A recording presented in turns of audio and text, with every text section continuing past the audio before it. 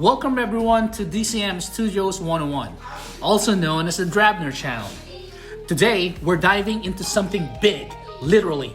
On the table, we've got the mighty SHfiguarts NAPPA from dragonballz. Step 1. Cleaning the kit with rubbing alcohol. I always do this before priming the figure.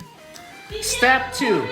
I went ahead and sanded a few spots. First with 100 grit, then 1000 grit. Was it necessary? Probably not. The kit is already smooth, but my OCD says hello.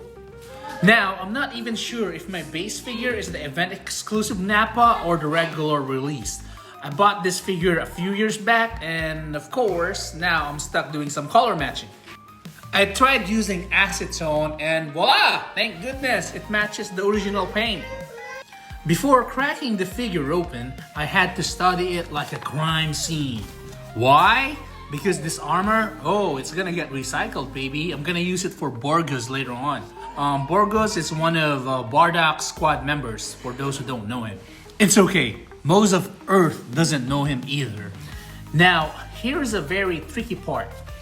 I had to make a very clean cut of the tail because I'm gonna need it for a little wiggle room later on for the lower torso kit when I try fitting it.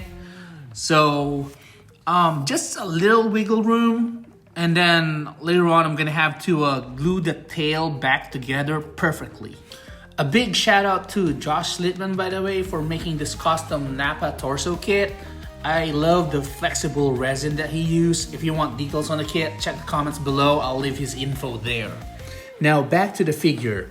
For the abs, what you're seeing is my supersonic cutter.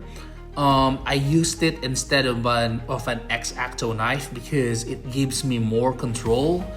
And with the X-Acto, I've already filled my quota of finger cuts for this year or probably for the decade. Safety first, guys. Now, a quick PSA. If you're a minor, don't try this at home. Customizing is dangerous, not to mention expensive, and it is best reserved for adults who refuse to grow up. Like me! Okay, so moving on, the upper torso, brute force wasn't an option. It's like trying to open a pickle jar filled with glue. Instead, I pulled out the heat gun. A few bursts of 5 to 10 seconds each soften things up just enough to work with. Careful though, too much and you'll turn your figure into a puddle of plastic regret. So my advice, depending on the power of your heat gun, don't exceed 5 to maybe 10 seconds per interval. But please note that I only do this for fun and as a stress reliever, so you might know more than me, but look at this. Pop! Yay! Sorry, I'm just having a lot of fun learning about video editing. So it's time to remove those hidden screws. And after that, the chest came apart. Pro tip, always save those screws.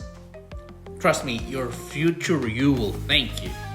Okay, so we're just gonna fast forward here because time is of the essence.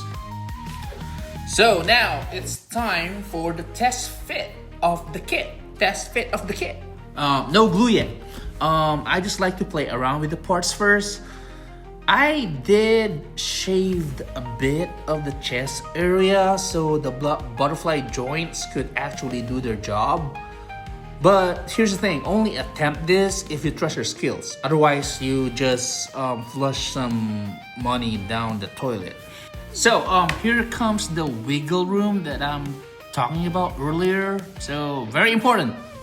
So assembly went well, but again, no glue just yet. Next up, we'll be painting and adding battle damage decals. Now, that's where the real magic happens. This is just part 1 of Project NAPPA. Drop your suggestions below for what characters you'd like to see next.